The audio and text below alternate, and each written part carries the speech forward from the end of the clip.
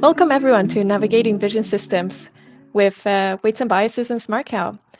Today we will see a presentation from Soumik, who's a machine learning engineer at Weights and Biases, and Anton, who's a senior software engineer, ML and solutions at SmartCow.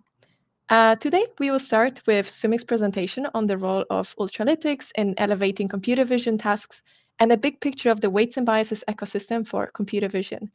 Right after Soumik's presentation, we will have a Q&A session, so please don't hesitate to post your questions in the chat. Thanks everyone, and thanks Soumik for joining us, and you can start. Hello everyone. So today I'm going to be speaking on how you can supercharge your computer vision workflows using Ultralytics and Weights and Biases. So if you want to follow along the presentation, you can do so at this particular link, which is present on screen, and you can also scan this particular QR code to get access to the presentation. So I'll give you a moment to scan the presentation or jot down the link. Yes, it's the same thing. And before we get started, a little bit about myself. So as Agatha mentioned, I'm a machine learning engineer at Weights and Biases. I'm also a Google developer expert for JAX. I have formerly served as a software engineer at IBM and a staff machine learning engineer at Ignitarium. I often build a lot of MLOps pipelines for open source repositories, including Keras, Ultralytics, Hugging Face diffusers, and a lot more. I am an active contributor to Weights and Biases add-ons, which host a lot of management of your model lifecycle. So Weights and Biases offerings span almost the entirety of the MLOps lifecycle. It is integrated with any of the frameworks that you might be using, and also with the training, inference, or workflow environment that you might want to use. And we are also trusted by the leading machine learning teams all across the world, including OpenAI, Meta, NVIDIA, and many more. Well, Ultralytics at this point is the best way to define Ultralytics is the home of state-of-the-art computer vision models. And right from YOLO models, right from V3 to V8, the latest ones being YOLO NAS, which are also integrated, segment anything model, or SAM, RTD-TR, and a lot of other models are currently available on Ultralytics. And it's a low-code platform, which makes it very easy for us to use these models, to fine-tune these models, to deploy these models in production, and etc. So a simple workflow using Ultralytics might look something like the following. So you initialize the YOLO checkpoint that you want to be using.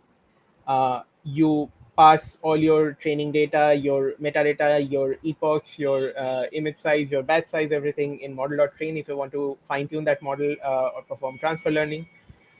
If you want to validate it on your validation data set or your holdout data set, you just run model.validate. And if you want to perform inference, you just pass your images, your video feed, your camera feed, anything into the model, and it does the inference for you. So yeah, it's just 5 lines of code for the entire computer vision workflow we can think of, right? So yeah, Ultralytics is kind of a superpower in that sense. But we would still like to supercharge our superpower by adding weights and biases in Ultralytics workflow. So the weights and biases callback, or the weights and biases integration for Ultralytics, it's very simple. It doesn't change your Ultralytics code much at all. All you need to do is just import that function from 1b.integration.ultralytics import add 1b callback, and just call the function before you train your model, before you validate your model, or before you perform inference with your model. So the weights and biases callback for Ultralytics is very useful. It does a lot of things other than tracking your experiments. So it helps make your experiments reproducible by managing all the matrix, the configs, and everything. It enables you to visualize how your model is learning on an epoch by epoch basis, basically. And it also synchronizes and versions your model checkpoints using model registry and artifacts. So we will see some code in action to determine how useful this might be.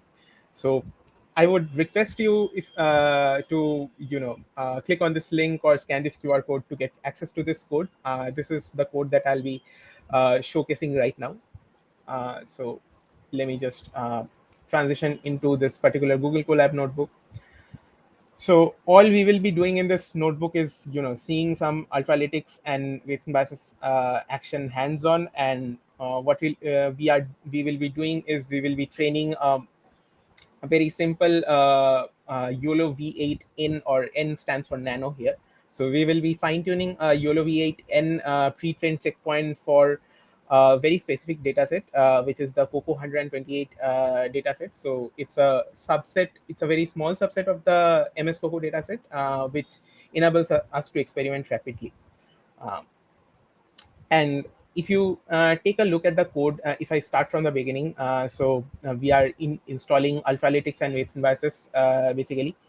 And as usual, we are just importing weights and biases and add the add one way callback, which is basically the weights and biases integration for Ultralytics. And what we are doing is we have set the you can just this is a collab form using which you can just change the model checkpoint to something else, maybe YOLO V8X for extra large or something like that, but we will go with nano for this one.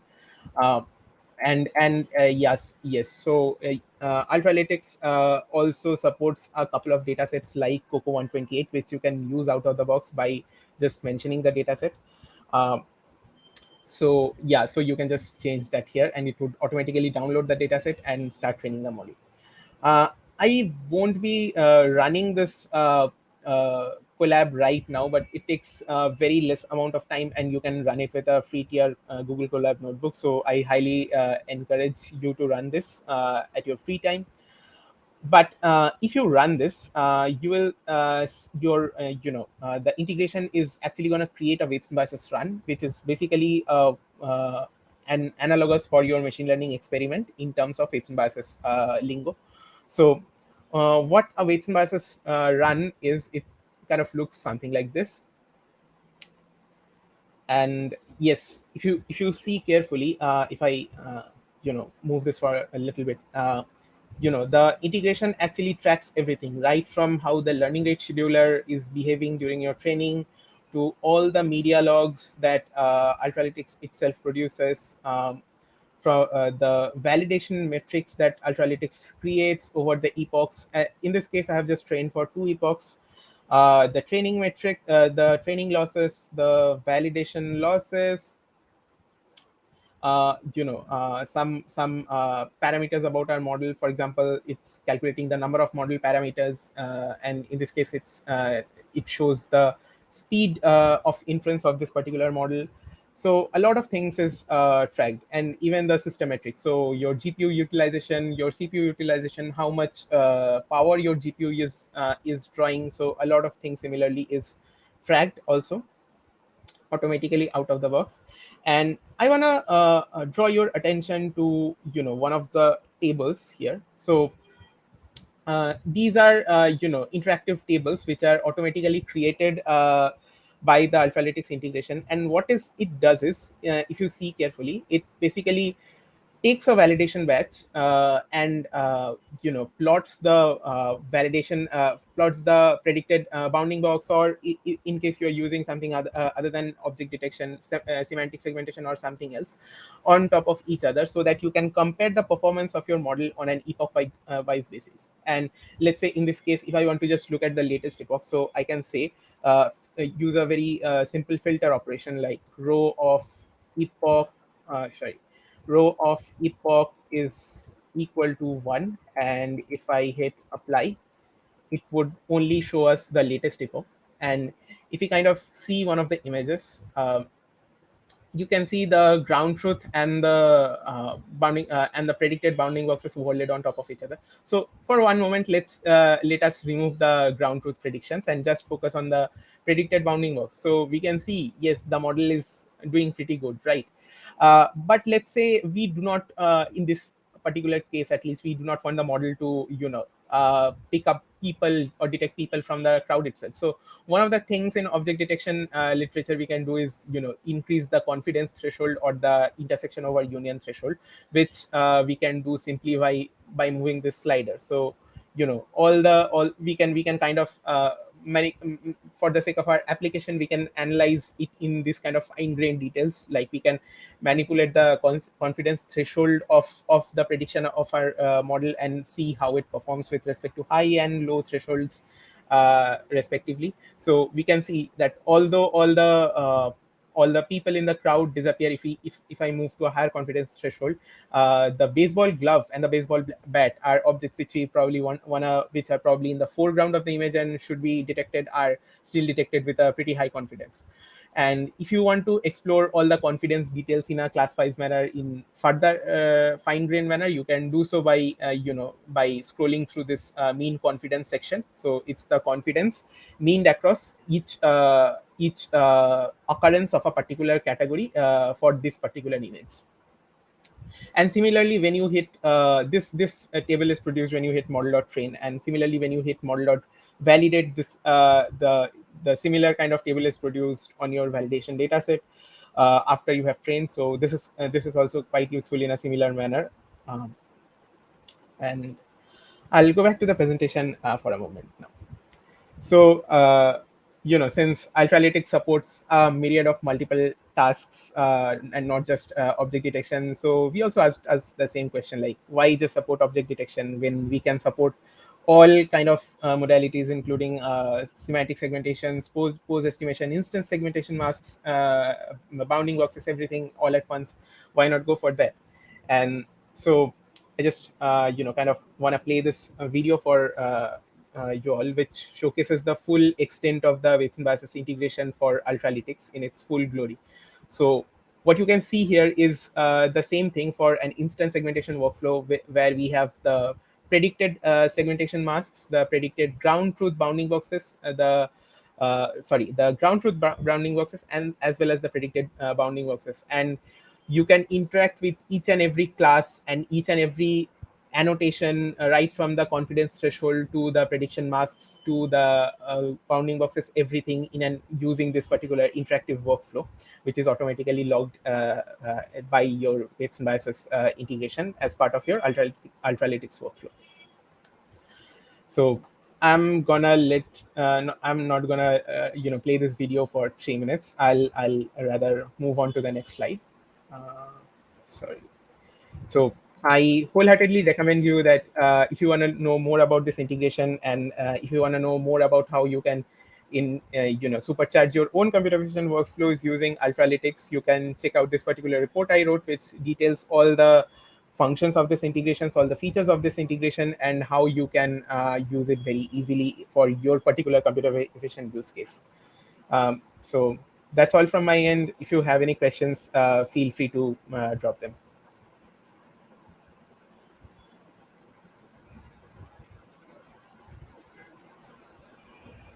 Presentation. We have a couple questions. So let me start with first one. So in the weights and biases ecosystem, what are the most critical factors to consider when optimizing for computer vision models for scalability and efficiency? Well, so we have this one very particular tool as part of the weights and biases ecosystem, which is called sweeps, which on the surface it's basically a very powerful hyperparameter search optimization system. But unlike most other available hyperparameter search optimization system, what sweeps enables you to do is it enables you to basically analyze different trends in your hyperparameters, and analyze trends for correlation, analyze parameters importance for a given particular hyperparameter sweep, and you can actually determine which particular metric you want to optimize for, usually it's the business metric. For example, in case of object detection, it's going to be something like map, for example. So if you're optimizing for map, which particular hyperparameters affect your map the most in the best possible manner, or which particular model backbones from Ultralytics is gonna help you maximize your the map for your particular use case, or maybe it's IOU for your segmentation use case. So yeah, Sweeps is a tool that I highly recommend that you check out for these kind of optimization scenarios. Cool. I think that might actually be connected to the next question that we had, which is what would you be like your top tip for using weights and biases for object detection? Is it sweeps? I would say running Sweeps is actually in a lot of cases computationally expensive. So uh, if you have the necessary compute, I mean, go for it. Like I typically run Sweeps for like 80 to 100 runs, which in many cases like takes several days to run.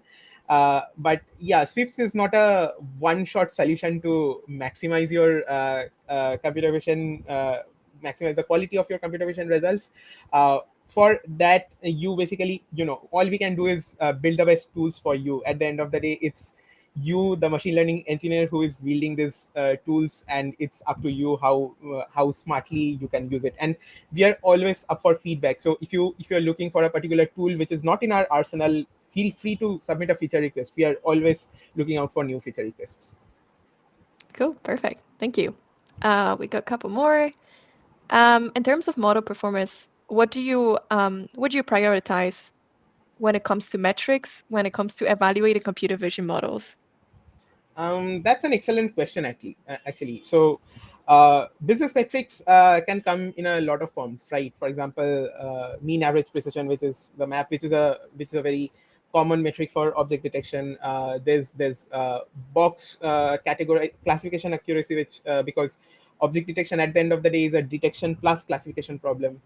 For semantic segmentation, there's something like intersection over union. So the business metrics for different problems vary, but there's a common business metric which connects all kind of computer vision applications irrespective of the task, which is the number of parameters of your model, the inference speed, or in one word you can say the flops or floating operations per second for your particular model. So that's an interesting, and I would say oftentimes the most important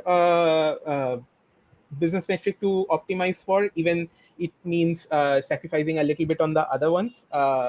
So because oftentimes we are actually going to be deploying our computer vision applications on edge devices, so we would ideally want to reduce their memory footprint, their inference lags, and the flops in general. Thank you so much for such an great answer. I think this is the last one we have so far, unless someone else submits anything now. But are there any future computer vision integrations that we're planning, or any upgrades to the existing integrations that we have? Absolutely. So one of the biggest tasks, day-to-day tasks, which I have to encounter daily is maintaining our existing computer vision integrations. So that takes precedence, because computer vision is a rapidly moving field, and all the libraries, computer vision libraries that we have integrations for, are also evolving rapidly. So it's one of our top priorities is the ones we already have integrations for. We should maintain them and keep them up to date. Other than that, one of the libraries that we are probably gonna integrate, or we are scoping or planning for an integration is Autodistill, which is a distillation library for computer vision models. So yeah, that's kind of the plan right now. It's cool. Thank you so much, Soumik. Thanks so much for your presentation and for joining us today. We can move on to Anton's presentation. Anton will focus on crucial metric and tests for understanding object detection and tracking performances and SmartCow, and how these can be implemented with weights and biases using Ultralytic repository as a practical example. Hi, Anton. Thanks so much for joining us. And yeah, you can take it away. Yes, thanks, Agata. Let me share my slides. So today we will try to learn how to navigate vision systems with weights and biases and SmartCow. But first, let me introduce myself. My name is Anton. I had a couple of years of experience working in different startups, both from software engineering standpoint and machine learning. I built advanced video analytics products, both for AIoT and on-premise GPUs. Also, I use tools as DeepStream, GStreamer, and different computer vision models. You can connect me through social medias such as X and LinkedIn, and you can find the tips that I share on my YouTube channel. If you want to take coffee and speak about different data projects, we also have a community that's called Paris Data Branch. Link you will find in the slides of this presentation. I work in a SmartCow as a senior software, machine learning and solutions engineer. SmartCow was founded in 2016 and builds AI pipeline with both hardware and software. Here you can see a couple of examples of our recent products. First one is a smart camera with real-time analytics capabilities. And second one is Industry 4.0 AI-based controller that has NVIDIA Jetson inside it. What we will try to learn today. We will revise a structure of computer vision project and how we can think about building computer vision products to easily navigate engineering efforts for improving quality of our product. We also will take a strategic overview of preparing performant object detection and object tracking systems. A lot of advanced video analytics products are based on object detection and object tracking. Those are two fundamental algorithms that you can see in almost any computer vision product. In today's seminar, we will see the path from idea to production, and we will concentrate on a couple of metrics for object detection and object tracking. And we will see some nuance and caveats that you will only see when you go to the real production. So, we want to build some computer vision product. It's quite simple. We start, as always, from problem analysis. We defined what kind of objects we want to detect. We defined what kind of constraints we have on hardware, on latency speed of our models. We also try to think about what kind of datasets could be available and how difficult it is to collect new data. Second step is to build in first baseline in order to understand the complexity of the problem at hand. We prepare the dataset, configuration file for training, and also a couple of scripts that will include experiment tracking as well. At this point in time, we are not going to production. And we still have a chance to make a couple of iterations in order to improve our current models. Probably we can get some data that is quite similar to production environment in order to improve our models further. At this point, we also can use sweeps in order to understand which parameters are most suitable for our tasks. Fourth step is a deployment of our first model. If everything is okay, after a while, we can congratulate ourselves.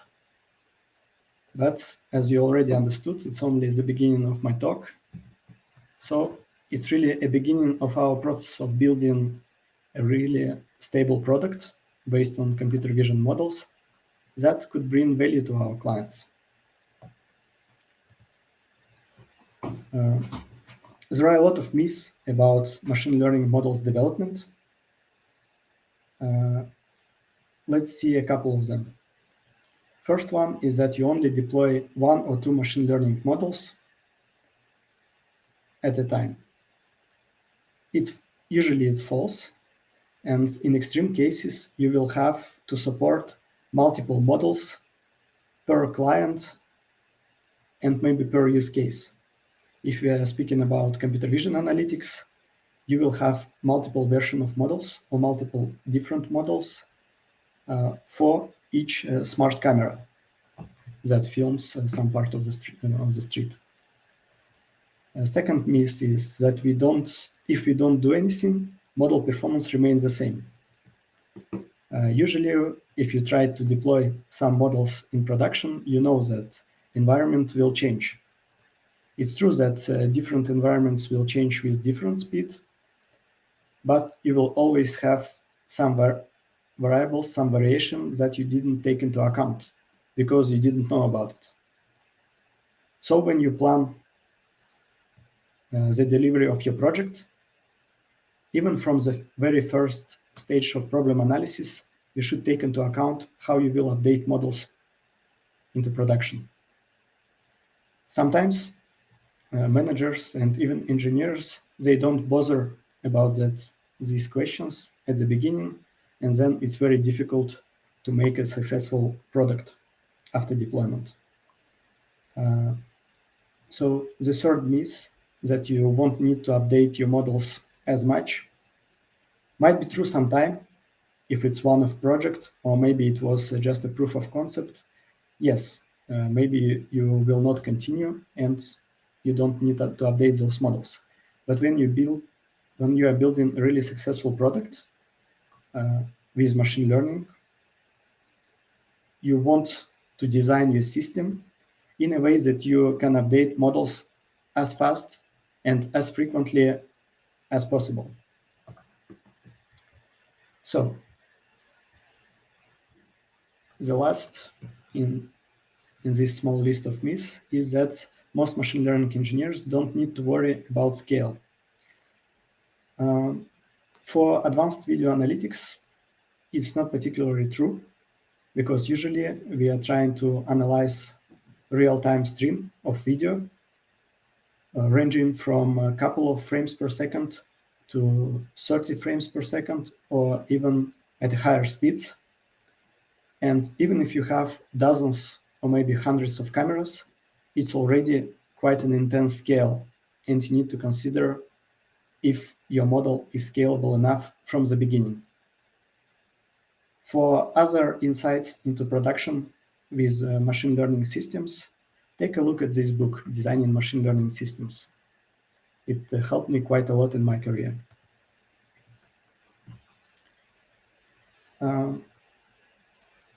This is a photo of a quite old paper from 2014 or maybe 2015. It's called Hidden Technical Debt in Machine Learning Systems. And they had a very good visualization of what we have inside machine learning system or machine learning product. You see this black square in the middle? This is our machine learning code. Usually, this code that provides the core value of our product is only a small part of a whole product.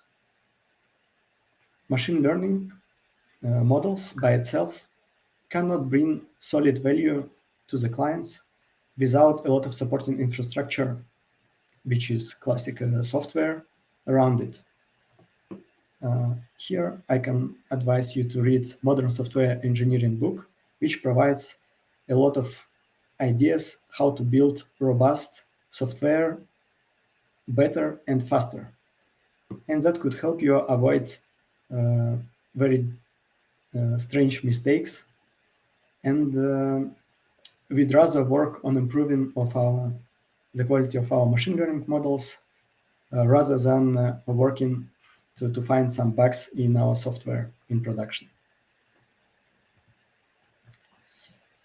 So with these caveats, after deployment phase, the most interesting part will begin.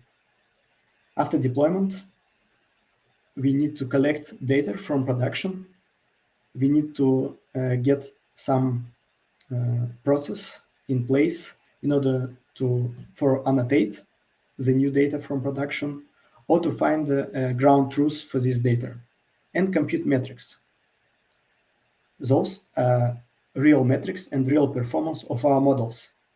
And the challenge is to review your training process, to make as many iterations of fine-tuning for your models as you need in order to bridge the gap between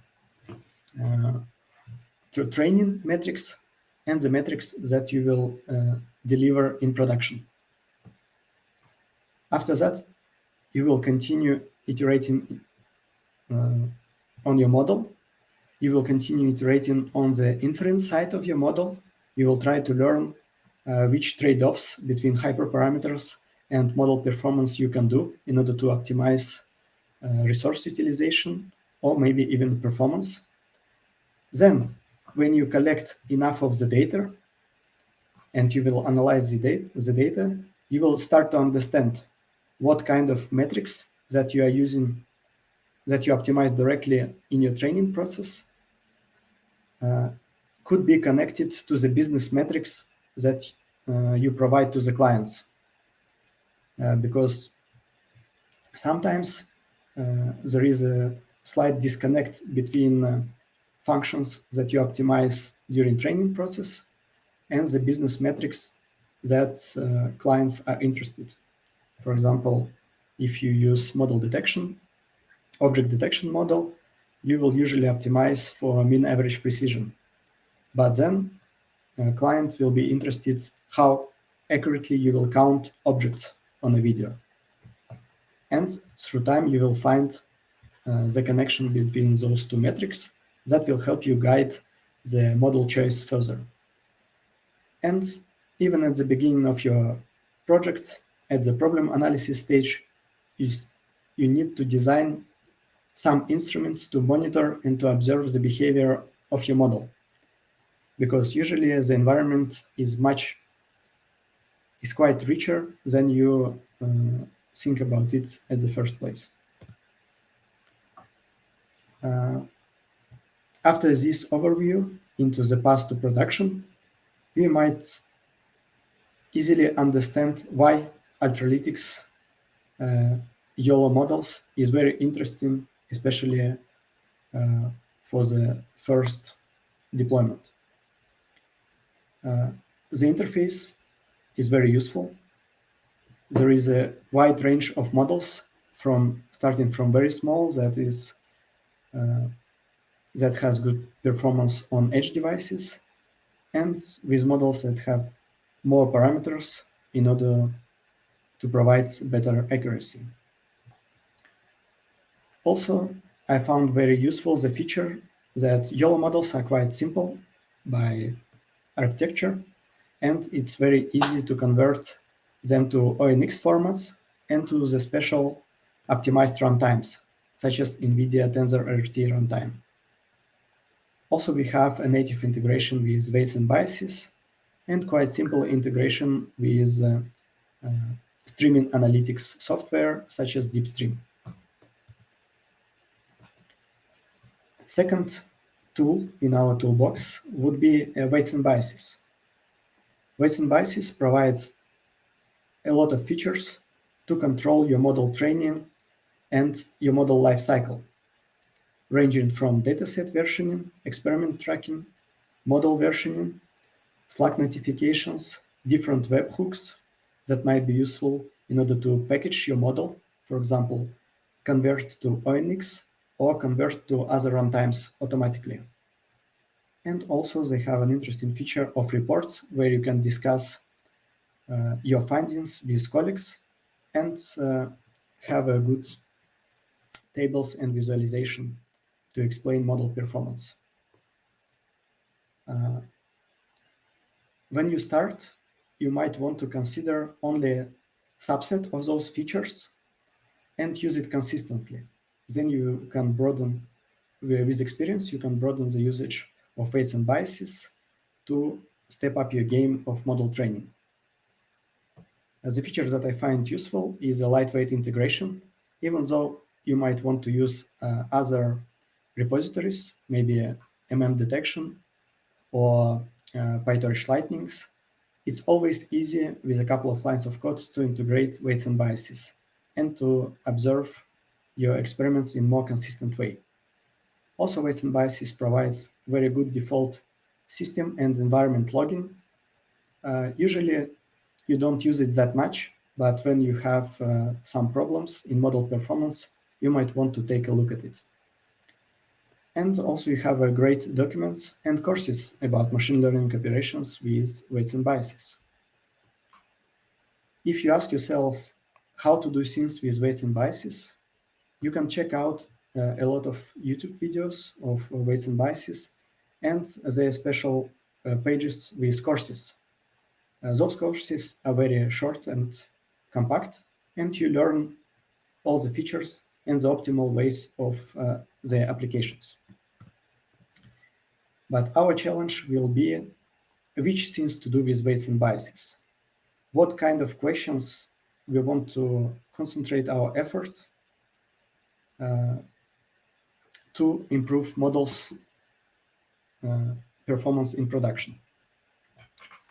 So in every product that I have ever built, if you are able to precisely answer those 4 questions, your iteration speed of model improvement will be quite fast, and no matter what has happened in production, what kind of events, what kind of anomalies, what kind of new behavior you observed in production, you will know for sure how much time it will take to fix those problems. So first question is how to get performance measurement from production. You should think about it from the start, from the beginning of requirement collections and project planning. And maybe you should try to prepare external labelization team, or maybe you should think about what kind of tools you need to make this process faster. In the best case scenario, you have some automatic process that will provide you with ground truth, but usually that happens quite rarely. Second question is that all computer vision products, they consist of multiple models. And these multiple models are working as a pipeline, and you feed the output of one model as an input to another model. And you will always ask yourself which part of pipeline has an issue. In computer vision analytics for smart cities, usually we have detection, tracking algorithm, and after that we process the results of those 2 models. And we really should understand the internals of algorithms and to know how to measure their performance in order to separate the influence of different stages of pipeline on the final result, which might be challenging. Third question is how much time you spend on each iteration. This question is important because you need to understand what kind of experiments you can do in a short span of time. So usually you should know the numbers for data collection, how much data you need, and how much time it will take to annotate it. You should prepare a couple of schedules for fine-tuning. I found that it might be interesting to get fixed time schedules in order to iterate over data rather than over hyperparameters of a model. After a couple of first iteration, this is what will bring you additional percentage of accuracy. Third one, you need to build a process of model validation. When you are really close to nearly perfect performance in production, it's very difficult to compare models. But we will see in the metric discussion how we will do that. And also, as we have seen in the machine learning myth, you need to understand how fast you can redeploy models and how often. The last but not least is the question, is my candidate model that I verified, that it's quite good, is it really better than the model in production? Sometimes, even though the model gives you slightly better results on your training data sets, it might not give you improvements in production. So there are a couple of methods to solve this problem, and one of them is to try always continue the collection of new data sets that will approach your training samples to the environment in production. We can use weights and biases and the logging of different experiments, and also such features as model zoo and dataset tracking to help us answering questions 2, 3, and 4.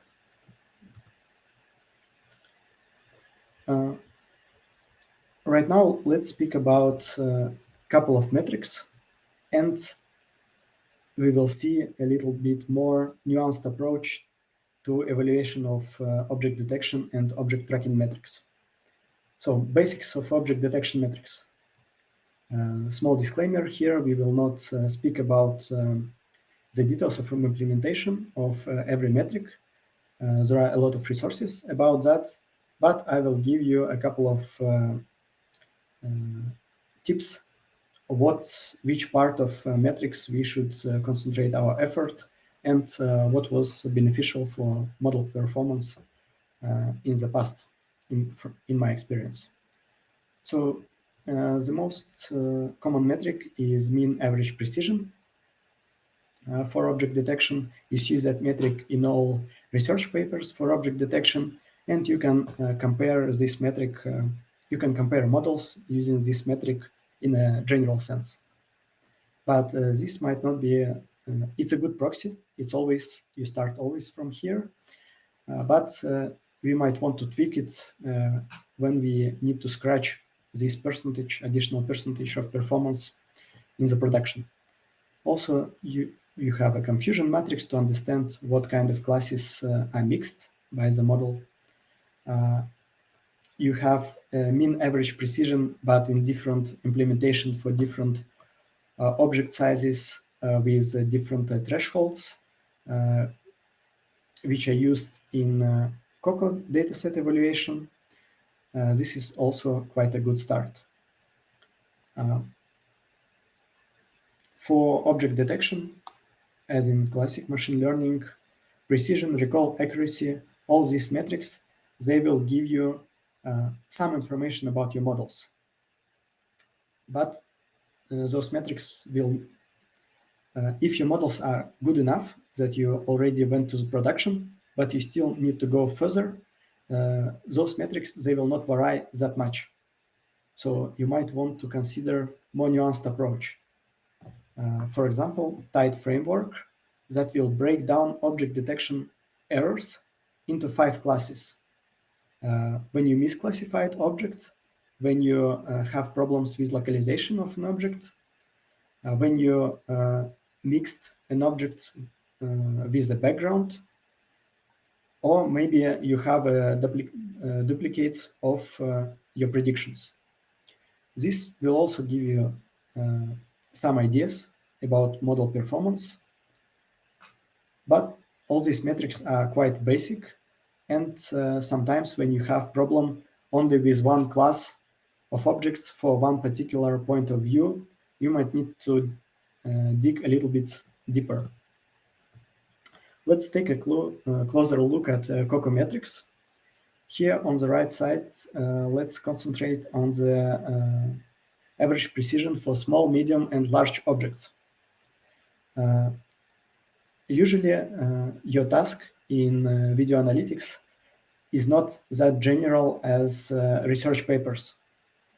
And you can try to understand what size of objects you really need to analyze. And maybe you can introduce mean average precision for these sizes of an objects. For many use cases of analyzing CCTV camera feedbacks from smart cities, you are not really interested in very small objects.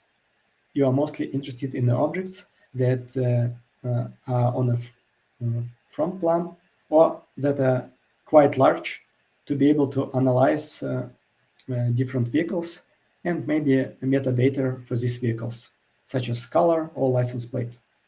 So you might want to consider changing these parameters of your metric calculation, and that will give you better idea and maybe some room for improvement. If you want to go one step further, you might want to consider these COCO metrics with object sizes that are more appropriate to your problem at hand. And then you will start to working with your datasets, because every image in your dataset could have a different metadata. It might be images from day or images from night. You might have CCTV cameras that have different point of view of different angle, or maybe it's a bird's eye view. And you really need to work on your dataset, the combination of training and validation dataset that will be quite close to the real world example. Second approach is to prepare some robustness tests. Robustness tests, they might be of two types. First one is an image augmentation, which is quite simple, and we already use this technique during training. But you can go one step further and prepare special training datasets that you are not using, special test datasets that you are not using in training, and introduce image corruptions that are quite similar to production.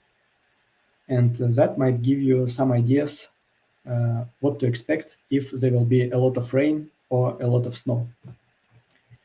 Next, you can connect to some online streams that are filming streets in different cities around the world, and run your pipelines 24/7 to see if there are a lot of mistakes, and collect those mistakes for analysis. Fourth is business metrics. So if you are able to directly optimize business metrics, that is the best case scenario. Usually it's not the case. Usually you have some kind of object detection metrics, but you still need to make a lot of experiments and to collect the data from production to understand the connection between those two metrics. To be able to answer the question, okay, I have this level of mean average precision for all these type of objects. That means that I might be quite safe to put this model into production. But this comes with experimentation and experience. After making a lot of deployments and observing the behavior of models, you might have the opportunity to collect a lot of images from production and combine and cluster them to prepare the datasets that are specifically fine-tuned for the production that you expect to be next deployment environment. And this might give you a boost of performance. Here is an example of robustness test. There is a library called image corruption that provides 15 different image augmentations, and some of them are quite realistic, and you can easily see them in production. Example of images that I have seen in production is a fog image, which is quite realistic. Also, you have a lot of pixelated cameras. In general, you might want to constrain your clients on using one camera but not another. But sometimes, if your training pipeline is good enough, you might broaden your client base on even for clients that don't have the latest cameras in terms of quality or image resolution. You can go one step further, and on a recent webinar of NVIDIA, they provided a couple of examples of how to use generative AI to prepare the datasets. Here we have maybe some warehouse or factory, and you can create a palette, a template, a mask and then ask Stable Diffusion or other generative AI models with text prompts to generate different types of images. And you can create this dataset. You can add this dataset to weights and biases to trace the lineage and continue experiments for training your models. That might also gain you some stability and a couple of percentage of performance. Let's take a look at object tracking metrics for our object tracking system. We have two parts: detection of our model detection, of our detection model, and also association of the new detections with the current objects that we trace. And we need some kind of metrics that will be able to distinguish errors from these two stages of our processing pipeline. And you will see that it's not a simple task. In order to understand what kind of metrics people used throughout the last 20 years of object detection and object tracking evolution, you can take a look at these two websites. First one is multiple object tracking benchmark, and the second one is a recent challenge from CVPR of this year about object tracking and object detection. So when you see what kind of metrics people used throughout the last 20 years, and you will see the papers, the recent papers that describe new approach to the metrics, you will observe that if you analyze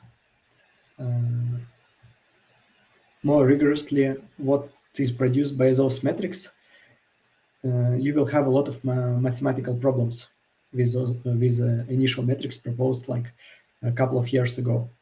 For example, a motor metric has such problems. It puts bigger weight on detection errors rather than association errors. And when you have a metric that is not symmetric, or you don't have a good breakdown between detection and association, what you really have is a problem that you really don't know which part of pipeline cause you some problems. And you need to develop some additional tools and maybe even trace detections and associations frame by frame in order to understand which part of your pipeline you need to improve. Also, we don't go through all the details, but if you look at the fifth problem, it turns out that for many years, people used the metric that was FPS dependent.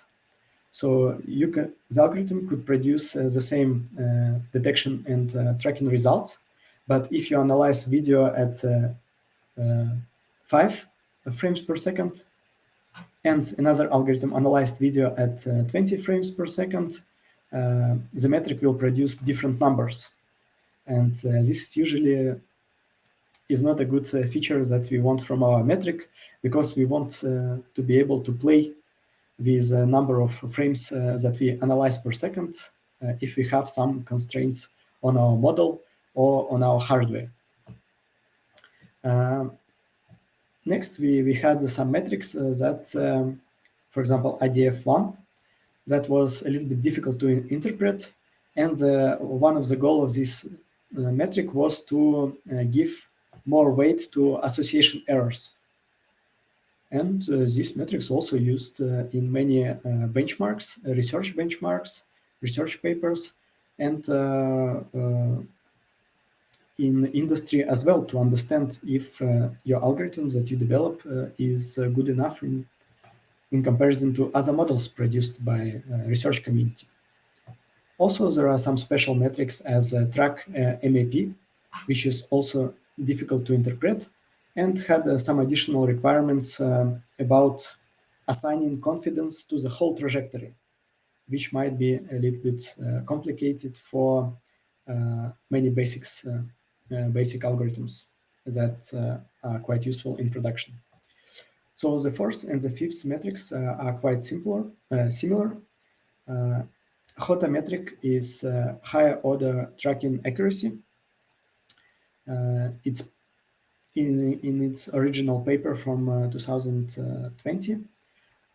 They described all the problems with the previous metrics and try to introduce the metric that hasn't those problems, that assigns equivalent weight to detection and to association errors, and also has some additional features, mathematical features, that are quite useful in analysis of the performance of our pipeline. And in CVPR challenge of this year, they introduced slight modification for track everything tracking accuracy metric to take into account the difference between detection and association metrics for their particular benchmark. So you see from this small history that it's very challenging to understand what kind of tracking metrics could be useful to improving our models. I advise to use HOTA metrics, but it's better to use scripts provided by multiple object tracking challenge to compute different metrics and log them with weights and biases. Of course, you will take decisions based on HOTA metric because it's easier to interpret and it's easier to understand where to find, where to search some problems in your object detection and tracking algorithm. But sometimes other metrics could give you additional information that could help you debug your machine learning models.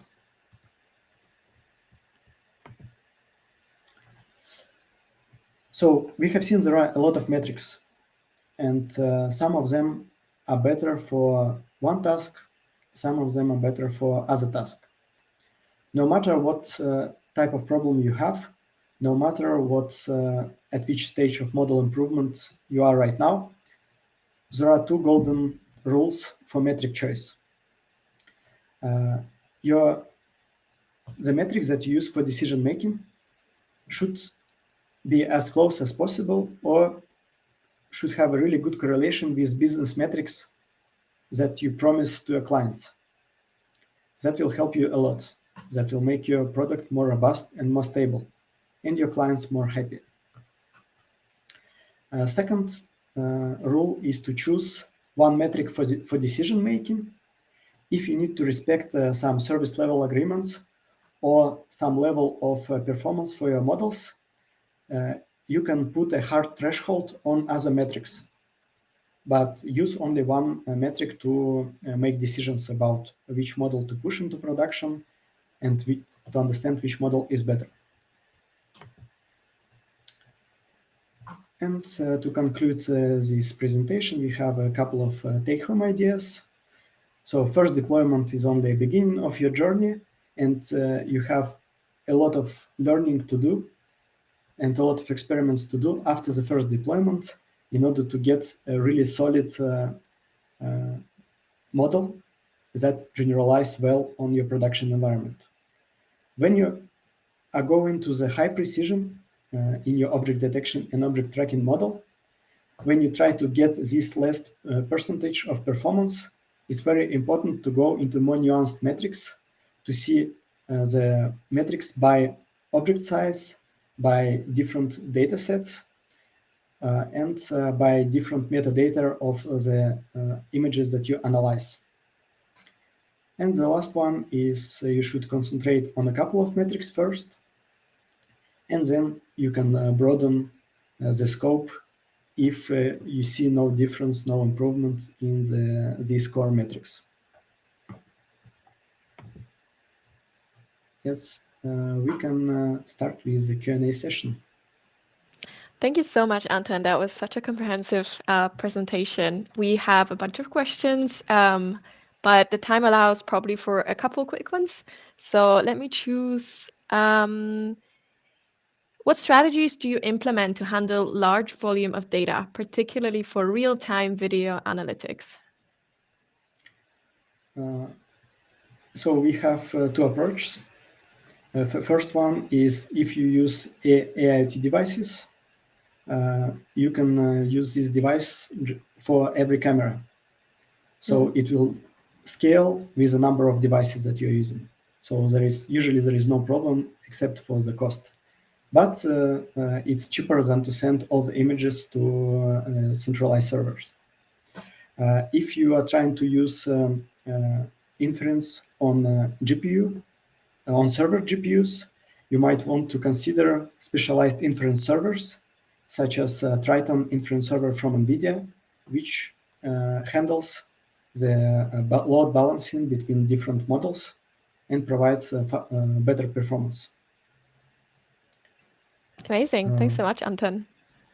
Yeah, we have a minute for one more. You mentioned in the myths that you presented at the beginning that you deploy more than one or two models. Do you know maybe roughly how many models are maintained right now in production in your team? It's a dozen of models. Cool. Then in my previous experience, it was still up to dozens, but we try to sometimes when we make fine tuning, we try to keep the number of models like moderate. And we observed then when we produced, we collect new data and we make like a general fine tuning to get a new generalizable model. We can push this model to replace other fine-tuned models to keep the number of models manageable. So it is better to have one bigger model to manage multiple different needs rather than have a few smaller ones. Sorry. Yes, it's quite simpler. It's and it's easier to manage, and you can better understand the performance. You can spend more time with this model to understand the limitations of this model. But if you don't have any choice, please fine-tune your model and push this model to production. But you need good tools to observe all the models. That's great. Yeah, sorry, go on. Yes, and keep track of them. Yes. Cool. All right, one quick question. What other tools, might I add, except for weights and biases, that you rely on every day? So there are a lot of tools for annotation. Sometimes with the current development of computer vision tools, especially for object detection, you don't need a lot of images to be able to get first results that will provide some substantial value to our clients. Very often it will be around 500, maybe a couple of thousand images. And you can label those images in a couple of days with your team, even without spending time to explain this task to some outsourced people. And there are good tools, CVAT, Label Studio, which has a quite interesting interface and very easy to integrate. Also, there is another tool for managing datasets that's called Active Loop, which is quite promising to visualize the data and to provide data loaders directly from your database to your training pipelines. Amazing. Thank you so much, Anton. We have a couple more questions, but as we're over time, if you guys want to reach out to Anton on LinkedIn, he shared his socials. We will be following up with an email to everyone who has registered, where we will put the links to the slides. We will give you a link to the recording for it. So thank you so much for Anton. Thank you so much, Soumik, for joining in and sharing your time with us and your knowledge. Funny enough, Anton, that you mentioned our courses earlier on. For the fans of computer vision, please do watch our courses space, as there's going to be something coming up soon. Once again, thanks so much, everyone, for your time. I hope you have enjoyed our event. And yeah, feel free to subscribe to Weights and Biases and SmartCow to see more of our events coming up in the future. Thanks, everyone. Have a great day. Thanks. Bye-bye.